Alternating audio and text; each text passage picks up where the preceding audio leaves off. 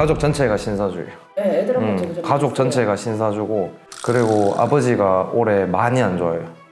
막 손도 저리고 막 팔도 저리고 막 몸이 좀 저린 것 같아, 이상하게. 막 딸내미도 입으로 입방아 찍는 거 조심해야 돼.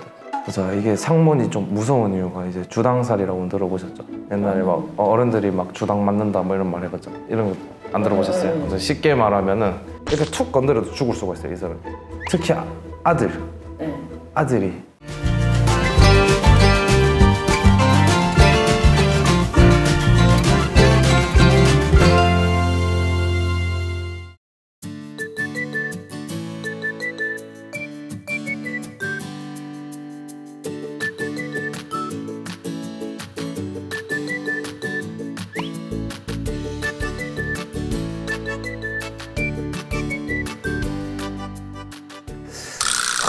진짜 파리 새끼 하나도 없네.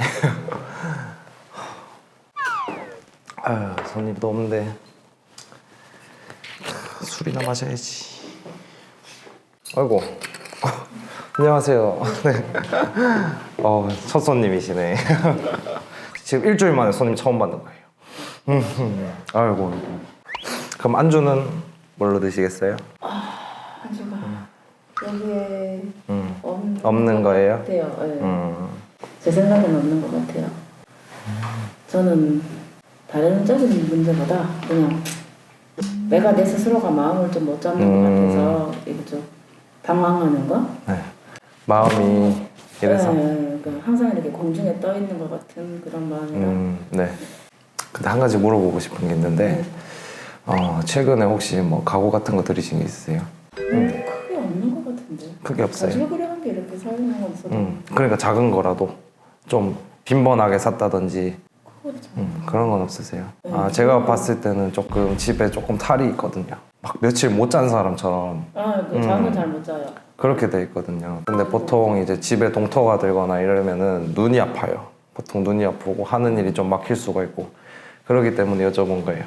그리고 본인도 잘못했으면은 좀 나처럼 됐을 수도 있어. 네. 이렇게 신발 포차 차렸을 수도 있어요. 그런 얘기는 좀 예전부터 많이 들었어요. 많이 들었죠. 조금씩. 근데 그런데 그리고 지금 꿈 같은 거는 혹시 네. 어떤 꿈? 이상한 꿈을 한 번씩 꾸시는 것 같은데. 누가 돌아가실 것 같은 그런 게 있으면 한 일주일이나 이렇게 좀 전에 조금 그런 안 좋은 게 그러니까 그 사람이 보이든지 안 보이는 가족이라도 근데 이번에 올 초에 돌아가시고 네, 머리가 너무 띵하긴 한데 그게 좀 그런 게 좀 맞더라고. 뭔가 맞는 것 같아요. 상문도 들었고 지금 삼재가 아직 끝난 게 아니거든요. 본인한테는 해가 지나기는 했지만 생일이 생일도 생일이고 이게 뭐 꼭 생일 다 지난 게 보통은 입춘 기준으로 끝이 나는데 본인은 아직 안 끝났어요. 안 끝난 것도 있고 그리고 거기다 지금 상문이 들었잖아요. 상문도 들고 제가 봤을 때는 아까 처음에 말했던 그 물건 잘못 들여서 오는 그 동법도 나 있거든요. 생활용품을 파는데 약간 다이소처럼 그렇게 돼 있는데 완전 새 제품이 아니라 뭐가 이렇게 좀 뭐 예를 들어서 옷이라고 치면 뭐 구제라든지 아니면 리폼을 했다든지 그런 식으로 들어온 게 있단 말이에요. 분명히 그것 때문에 그런 데서는 이제 동법이 분명히 났어요. 그래서 그 첫 마디가 이제 뭘 사오라고 하면 리퍼브 제품이라고 하죠. 반품몰 이런 데 가서 사갖고 오거든요. 그런 거 들이시면 안 돼요. 지금 수가 안 좋고 그리고 지금 가족분들은 나이가 어떻게 되시는데? 가족 전체가 신사주예요. 네, 애들하고 좀 가족 전체가 신사주고 그리고 아버지가 올해 많이 안 좋아요. 애들 아빠가? 많이 안 좋고 아빠가 이제 올해 상문도 들고 상문도 들고 삼재도 들었고 올해 좀 많이 아플 거예요. 제가 봤을 때는 여기도 원래 좀 허리가 아프는데 허리 이렇게 쭉 당겨서 허벅지 이렇게 밑으로 당기고 막 손도 저리고 막 팔도 저리고 막 몸이 좀 저린 것 같아 이상하게 막. 찌릿찌릿. 막 찌릿찌릿한 느낌 들거든요. 막 저리고 딸내미도 입으로 입방아 찍는 거 조심해야 돼. 말이 전달이 다른 사람들한테 이렇게 오며가면서 살이 붙어서 안 좋게 이렇게 다른 사람들한테 전달이 되니까 그런 거 조금 조심하고 아들분 같은 경우에는 이제 허리 좀 조심해야 되고 이 친구는 여기 목 쪽 이렇게 안 좋거든요. 가족 전체가 건강으로 치고 구설로 지고 약간 아버지 같은 경우에는 관제가 들어올 수도 있고 올해 같은 경우에는 관제라고 하면은 이제 뭐 재판 받을 일이 생길 수도 있고 뭐 그런 거 있죠. 금전적으로 인해서 그런 게 생길 수가 있고 사고로 돌아가셨는지 뭐 약을 드시고 돌아가셨는지 막 여기가 막 터질 것 같거든요. 이렇게 돌아가시면 남자분이에요. 우리 아빠 동생 넷째 동생인가가 그러면 이제 삼촌. 네, 삼촌이네요. 삼촌이 사고로 죽었어요. 교통사고예요. 결혼 안 하고. 이분도 있고 지금 진상문이시기도 하고 돌아가신 지 얼마 안 된 분이 계시기 때문에 사실은 방법은 푸는 것밖에 방법이 없어요. 상문을 푸는 것밖에 답이 없어요. 사실 이렇게 상담을 하거나 이런 거는 그냥 진단일 뿐이고 상문풀이를 하셔야 돼요. 이거는 안 하시면은 계속 몸이 아프고 계속 피곤하고 막 이게 꼭 몸이 안 아프더라도 마음이 아프고 막 이럴 수가 있어요. 그래서 정신이 산란하다고 말 그대로 바람이 불고 마음이 안 잡히고 어머니뿐만이 아니라 전부 다. 그래서 이게 상문이 좀 무서운 이유가 이제 주당살이라고 들어보셨죠? 옛날에 막 어른들이 막 주당 맞는다 뭐 이런 말 해봤잖아. 이런 거 안 들어보셨어요? 그래서 쉽게 말하면은 만약에 내가 주당살을 맞은 사람이에요. 그러면은 내가 이렇게 어떤 사람을 이건 좀 과장이긴 한데 이렇게 툭 건드려도 죽을 수가 있어요. 이 사람이. 그 아무튼 나쁜 영향을 끼친다. 죽을 수도 있고 몸이 완전 불구가 될 수도 있고 잘못하면은 이제 애기들 같은 경우에는 상갓집을 데려가지 말라는 이유가 주당살 맞으면은 애들은 죽을 수도 있어요. 그러니까 그 정도로 무서운 거예요. 상문부정이 주당살 이런 게 특히 아들이 조심을 해야 돼요. 이런 쪽으로 갈 수도 있어요. 아들은 이제 뭐 명다리를 판다든지 하셔야 돼요.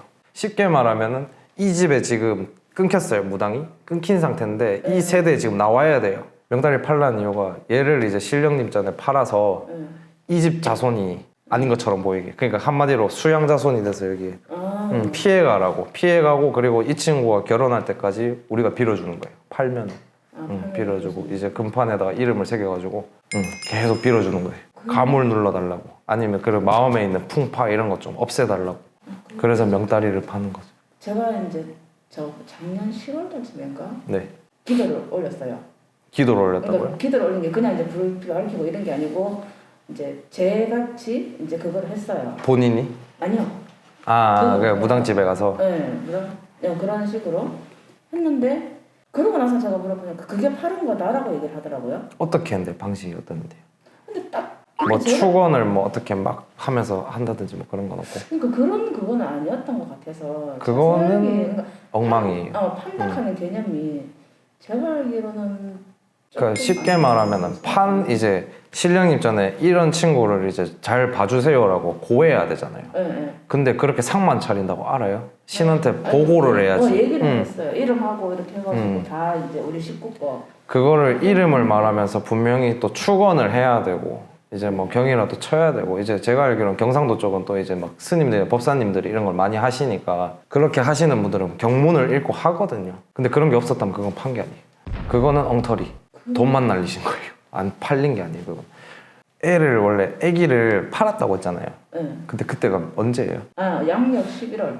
작년이요? 작년이요? 작년 11월. 작년에도 누구 돌아가신 건 아니시고? 돌아가셨어요. 근데 그거를 11월 풀지도 않고 그냥 판 거네요, 거기는.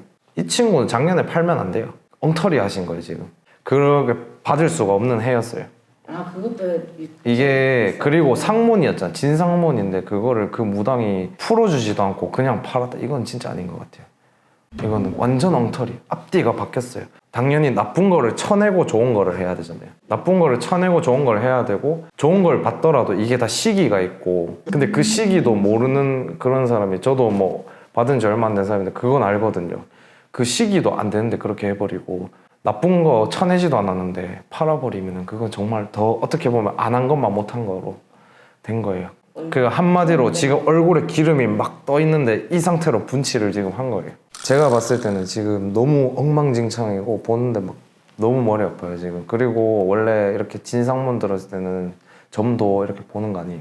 조금 지나고 그래도 못해도 한 몇 개월 지나서 좀 보시는 게 좋아요. 아무래도 그냥 한숨만 나와야지 그 상황이. 그래서 막힌 게 많다는 막 지금 가로막고 있는 장애물들이 많으니까 그걸 일단 걷어내고 앞으로 나가야 된다 이 말이. 이게 지금 아직 시작한 단계거든요. 이제 시작하는 단계. 시작하는 단계예요. 이게 더 걷잡을 수 없이 가기 전에 하시는 게 좋아요. 이게 지금은 그래도 아니 뭐 그래 원래 뭐 사는 거 다 이렇지 않나 남들 다 이렇지 않나 이러면서 그냥 어떻게 보면 그냥 넘기는 거잖아요. 그냥 내가 예민해서 그런 거 이런 식으로.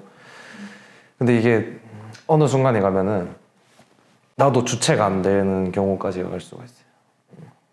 그래도 대구에서 여기까지 오셨는데 어땠어요?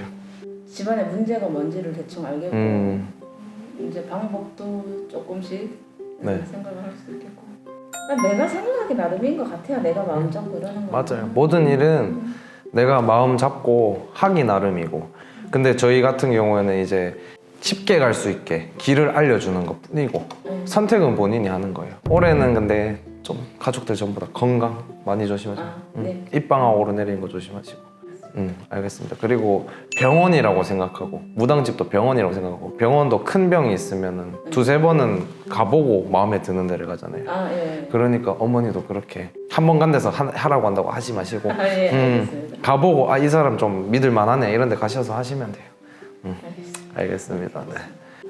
아유, 마지막으로 네, 고생하셨습니다. 원샷 하고 끝낼게요. 네. 저희는